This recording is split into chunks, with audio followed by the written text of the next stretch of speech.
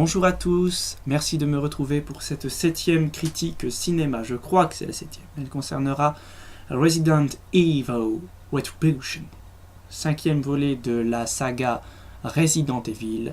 Je vous propose tout de suite de découvrir la bande-annonce du film. Je suis allé voir ce film hier soir, à l'heure d'ailleurs où je fais cette vidéo, j'étais dans la salle de cinéma. Je ne suis pas un fan de base de cette saga de morts-vivants, qui s'adresse davantage à un public adolescent. Mais je trouve cela très amusant, très fun, on s'éclate et c'est bien le plus important. Ne cherchez pas un scénario développé, très intelligent. Resident Evil, c'est le contraire. Voilà. Un peu comme Expandable 2, on laisse son cerveau à l'entrée et on s'amuse. Voilà. Mais il y a quand même une histoire, évidemment, mais écrit sur une feuille de cigarette, hein. C'est-à-dire un scénario vraiment très très petit. Voilà, donc c'est le 5e volet de cette saga qui contient donc Resident Evil en 2002, Apocalypse 2004, Extinction 2007, Afterlife 2010, Rétribution cette année. Et donc mon premier avis sur ce 5e épisode est que je me suis bien amusé, comme je l'ai déjà dit. Et c'est vraiment très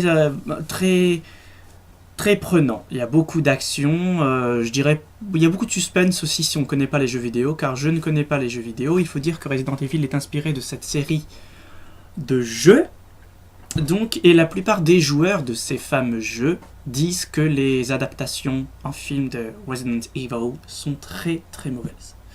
Le film a pour le moment des notes assez basse. Si vous allez sur Allociné, il y a pas mal de mauvaises critiques.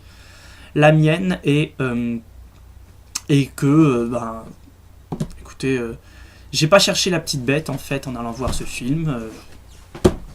Voilà, on s'éclate et faut pas chercher du grand art, faut pas chercher du grand cinéma. Voilà, vous y allez pour vous amuser. Moi, en tout cas, c'était ce que j'ai ressenti. Voilà. Le jeu d'acteur, bon, évidemment, est des fois très surjoué, notamment de la part de Milla Jovovich, qui joue l'héroïne. Mais c'est voulu en même temps. Voilà.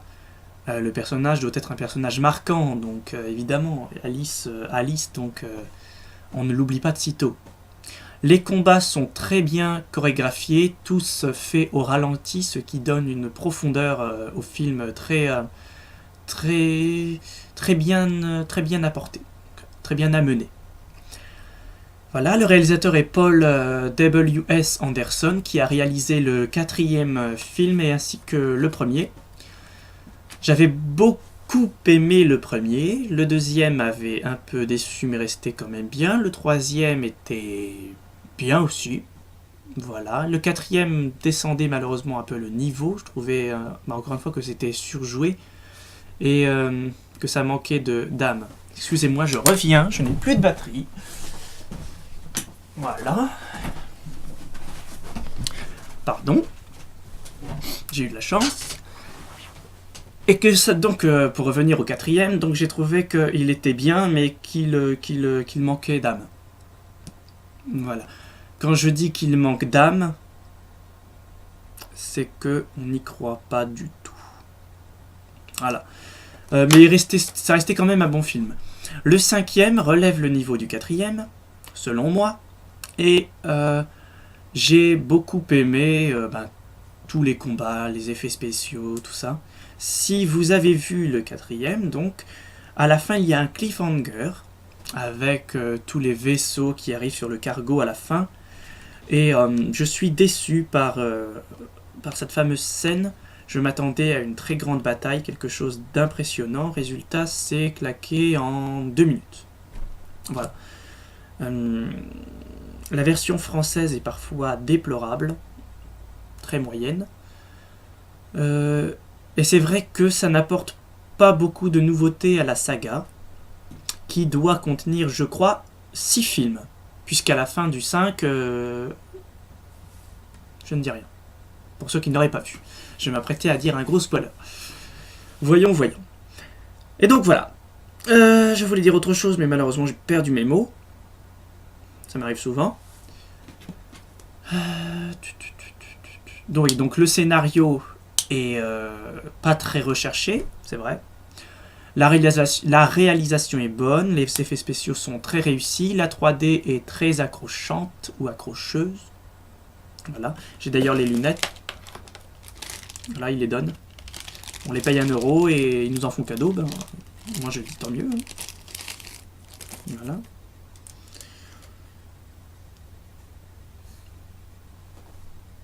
On a l'air bête quand même avec ça. Hein. Heureusement que c'est obscur. Donc voilà. Si vous aimez... Il n'y a pas beaucoup de... Donc Resident Evil, c'est censé être des films de zombies à l'origine. Mais là, c'est en train de devenir beaucoup moins horrifique hein, que le premier. Du premier au troisième. Le deuxième un peu moins.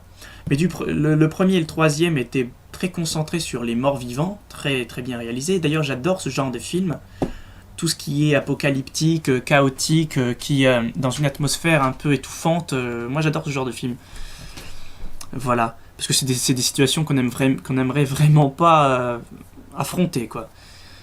Et donc voilà, j'adore ça. Mais Resident Evil, notamment à partir du 4e, devient trop hic-tech, je trouve. Hic-tech, c'est-à-dire avec les armes ultra développées, les combats à la Matrix. Voilà, ça devient un peu trop comme ça. Il y a moins de zombies, il y a moins d'adrénaline, beaucoup moins d'épouvante, et c'est dommage car les jeux, je l'ai pas, enfin, moi j'ai juste joué à un jeu de Resident Evil, donc je sais pas si ça fait partie de la série officielle des jeux vidéo. Donc d'ailleurs il y a le 6 qui est sorti il y a pas longtemps, ils en font la pub il me semble, enfin il me semble, j'en suis sûr, sur Allociné. Et donc moi j'y ai joué et vraiment ça m'a beaucoup plu car c'est exactement le genre d'atmosphère que je recherche dans un film d'horreur consacré aux morts vivants. Mais Resident Evil, les films, sont malheureusement très éloignés de ce genre d'atmosphère et c'est dommage. Mais ça reste vraiment très divertissant. Pas du grand cinéma, pas du grand art, un jeu d'acteur parfois pas du tout au top. Une version française moyenne. Mais voilà, on s'amuse, enfin je me suis amusé, moi j'ai apprécié, sans chercher la petite bête. Et voilà. J'attends le 6e, qui devrait sortir je pense dans 2 ans, je ne sais pas où je serai d'ici là. Et voilà, donc voilà, j'espère que cette petite critique de Resident Evil Retribution vous a plu, et je vous dis à bientôt. Salut!